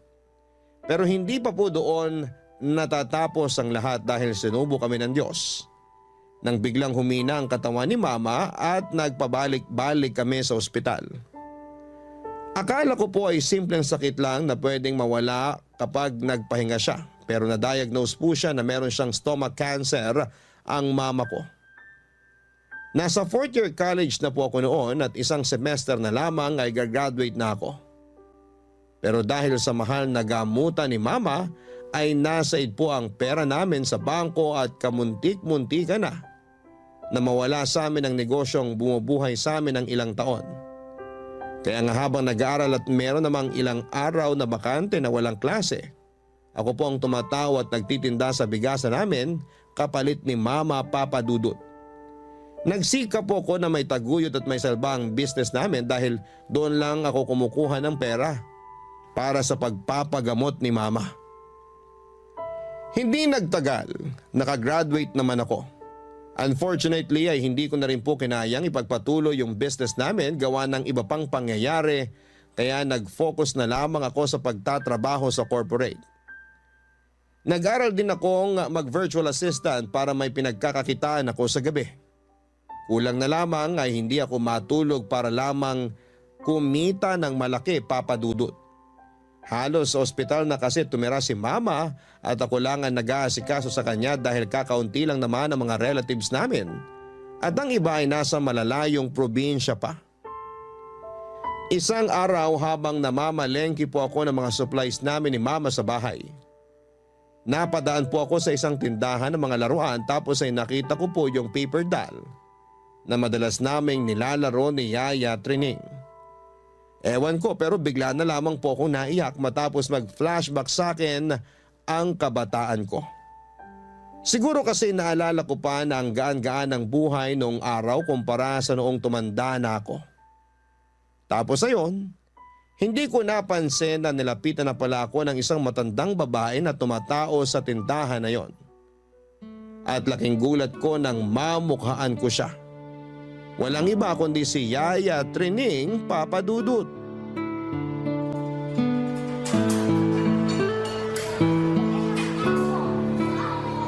Wian, ang laki-laki mo na tapos lalo ka pang gumanda. Yaya talaga. Bulera pa rin po kayo. Hindi kita binobola, no? Kamusta ka na ba? Mabuti po. Graduate na po ako sa college ya. Tapos, ilang taon na rin ako nagtatrabaho. Ganun ba? Maalala ko pala. Yung dati niyong bigasan, bakit iba nang tumatao? Hindi na ba nagtitinda mama mo? Hindi na po. may sakit po si mama ngayon kaya hindi na po siya nakakapagtinda. May cancer po siya at ilang taon na rin siyang pabalik-balik sa ospital. Ano ka mo? Naku anak, kawawa naman ang mama mo. Nasa na yung kinakasama niya? Wala na po. Nakakulong na kasi adik tapos lagi pa pong pinipisikal si mama. Naku, napakahirap naman ang pinagdadaanan mo, nak. Tapos mag-isa ka lang nagtatrabaho. Kinakaya kasi magulang ko pa rin naman po si mama. Pero minsan, napapatanong po ako sa Diyos kung bakit nagkaganito yung lahat. Hindi naman po sa nagbibilang ako ng hirap. Siguro kapag napapagod na ako tapos wala po ako mapagsabihan. Naiisip ko po yung mga bagay na yon. Doon ko po kayo mas namimiss, Yaya. Ay, sorry anak, kasi iniwan kita noong araw. Wala naman po kayong kasalanan. Hindi niyo po ako iniwan kasi pinaalis kayo ni Mama. Yaya, sorry po ha. Kasi wala akong nagawa nun. Hindi ko po kayo naipagtanggol kay Mama. Hindi mo naman kailangan humingi ng tawad. Nakaraan na yon.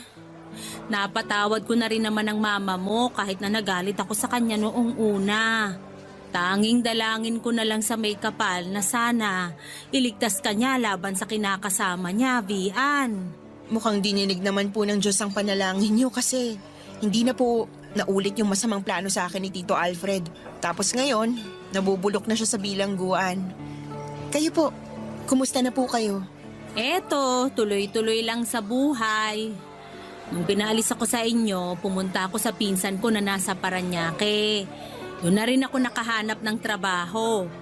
Yung tindahan kung saan ako tumatao, meron silang branch sa Parañaque. Pero nung nakaraang taon, nilipat nila ako rito sa Quezon City. Hindi po ba kayo umuwi sa Negros? Akala ko po kasi talaga umuwi kayo sa probinsya niyo. Umuwi ako, pero bumalik din ako rito. Kasama niyo po ba anak niyo? Kasi for sure malaki na rin siya. Kaidaran ko lang po siya, di ba? Oo, pero wala na ang anak ko, Vian. Patay na siya. Ho? Bakit po? Namatay siya sa panganganak sa panganay niya nung nakaraang taon. Nagkakomplikasyon ayon sa mga doktor. Patay din yung apo ko pagkasilang. Sorry po, Yaya. Hindi ko po alam. Yun po ba yung dahilan kaya bumalik kayo rito? Oo. Nalulungkot kasi ko dahil doon mag-isa na lang ako. Wala na ang anak ko kaya sinabi ko sa sarili ko na magtatrabaho na lang ako rito. Sana po may pwede akong gawin para mapagaan yung pinagdadaanan niyo, Ya. Pareho lang naman tayong may dinadala sa buhay. Pero masaya ako kasi nakita kita uli, nak.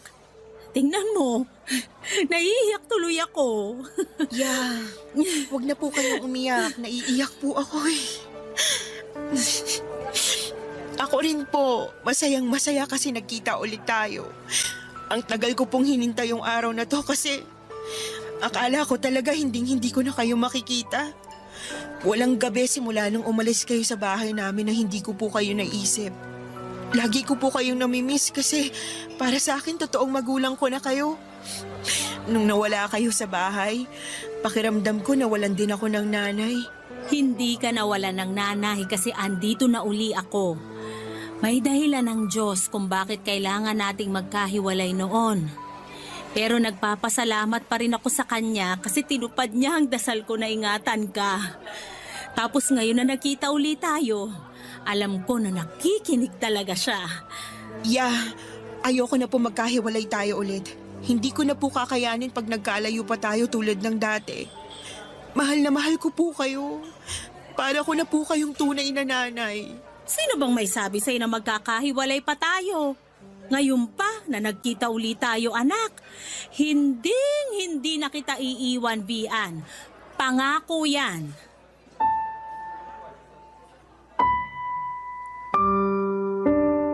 Wala pong pagsidla ng saya na nag-uumapaw sa puso ko nang makita ko si Yaya Trining sa palengke ng araw na yon. Hindi ko na nga matandaan kung ilang taon simula noong huling beses ko siyang nakita. Hindi ko na rin siya noon kinontak bilang pagsunod sa kagustuhan ng mama ko, Papa Dudut. At kahit masakit sa kalooban ko, Kumbaga nag-move on na lamang po ako sa buhay namin. Na hindi siya kasama pero walang araw at gabi simula noon na hindi ko siya naaalala. Malaking parte na po ng kabataan ko si Yaya Trining dahil siya na ang kinamulatan kong nanay noong mga panahong busy sa ibang bagay ang mama ko. Yung pagmamahal po niya sa akin ay para bang tunay na anak na kahit na hindi naman kami magkadugo. Hindi ko po makakalimutan yung mga panahong kinakwentuhan niya ako ng mga kwentong bayan bago matulog. Yung sabay kaming kumakain ng cassava cake na pinagtulungan naming gawin. Yung paghahatid sundo niya sa akin sa school at pagpalakpat ng malakas noong graduation day ko kasi proud na proud daw siya sa akin. At higit sa lahat ay yung paglalaro namin ng paper doll. Mahal na mahal ko po si Yaya Trining. Pero kaakibat po ng saya ng muli naming pagkikita ay labis na lungkot naman matapos kong malaman na namatay na pala ang kaisa-isa niyang anak. Wala na siyang kasama sa buhay, Papa Dudut. Tapos nagkataon na nagsara ang tindahan na pinagtatrabahuhan at nagbawas ng empleyado kaya nawala ng pagkakakitaan si Yaya Trining. Doon ko na po naisip na kupkupin na lamang ang taong nagmahal at nag-alaga sa akin simula pagkabata at kunin na rin kasama ng mama ko.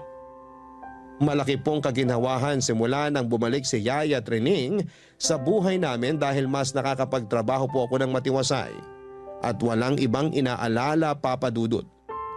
At kahit hanggang sa dumating yung araw na kinakatakutan ko, walang iba kundi noong namatay si Mama dahil sa mga komplikasyon ng sakit niya, ay hindi po ako iniwan ni Yaya Trining. Tinupad po niya ang pangako niya sa akin. Siya po ang kasakasama ko sa buhay at sa bahay namin dahil parang tunay na ina na ang turing ko sa kanya.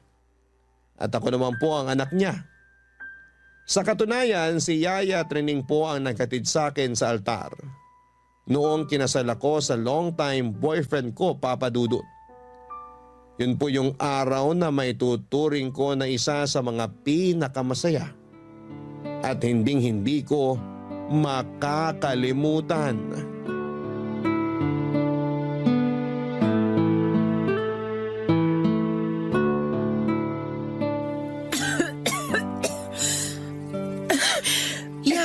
Parang lumalala pong ubo niyo ah. Gusto niyo ba magpatingin na sa doktor?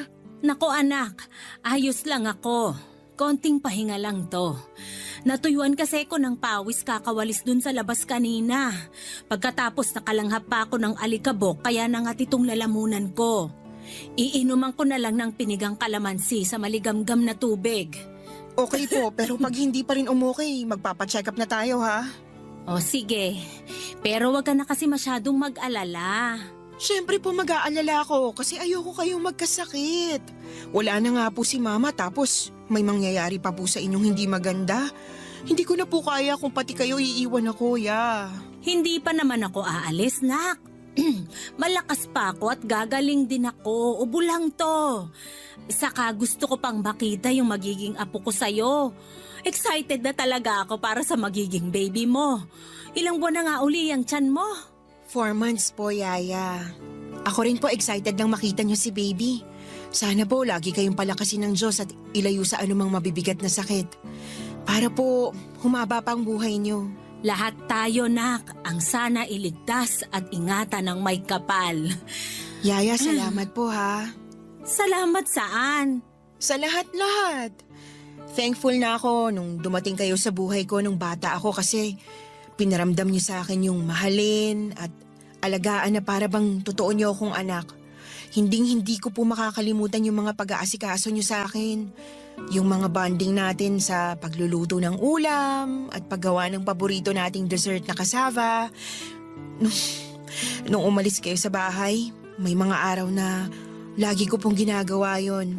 Kasi pag nakakakain ako nun, kahit papano, nababawasan yung pagkamiss ko sa inyo. Kaya lang, nahihirapan po akong lunukin kasi naiiyak ako habang ngumunguya.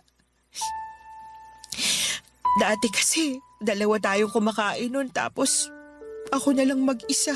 Oh, Vian, huwag ka namang umiyak, nak. Sorry, Yaya. Hindi ko lang po mapigilan. Siguro extra emotional lang din kasi buntis. Naiintindihan ko naman.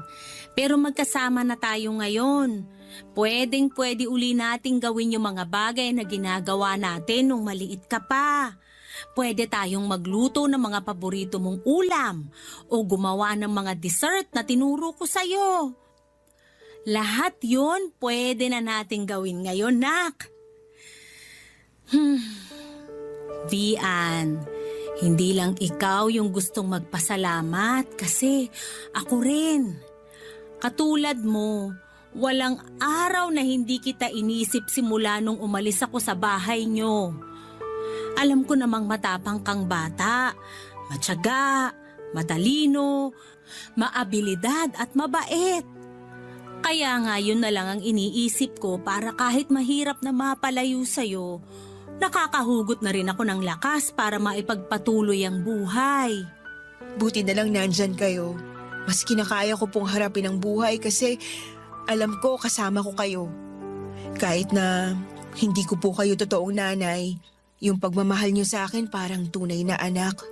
Malaking bagay yung pagbalik mo sa buhay ko. Lalo ngayon na nawalan ako ng anak, Vian. Tinutulungan mo kong malagpasan yung malungkot na bahagi ng buhay ko. Kahit kailan, hindi madali para sa isang magulang na mamatayan ng anak na dinala niya ng 9 na buwan sa tiyan niya. Marami ako noong pinagsisisihan. Gusto kong bumawi sa anak ko pero huli na ang lahat. Wala na siya. Kinuha na siya sa akin. Kung nasan po anak niyo ngayon, sigurado, proud po siya na naging nanay niya kayo. Hindi niyo man po siya nakasama ng matagal, na iparamdam niyo naman po sa kanya yung pagmamahal ng isang magulang. Doon pa lang, alam kong sapat na kayo sa kanya. Salamat sa mga sinabi mo, nak. Gumaan ang loob ko. Totoo naman po kasi lahat yun. Marami pong nagiging magulang lang pero hindi marunong magpakananay o magpakatatay sa mga anak nila. Yun po kasi naranasan ko kay mama. Pero nung nagkasakit siya, nagsorry naman siya sa akin at nagkabati kami. Hindi na rin po ako nagtanim ng sama ng loob sa kanya kasi mama ko pa rin siya. Mas nanaig po yung pagmamahal ko at pagpapatawad katulad nung turo niyo sa akin. Mahal na mahal ko po kayo, Yaya. Mas mahal na mahal kita.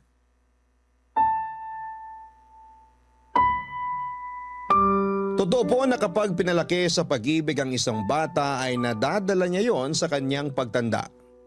At naipapasa niya yon sa ibang tao lalo na sa magiging mga anak niya sa hinaharap. Hindi po perpekto yung pamilyang kinalakhan ko, Papa Dudut. Pero meron pa rin pinapadala ang Diyos na mabubuting tao upang maging gabay sa simula ng pagkabata. At yun ay walang iba kundi si Yaya Trining.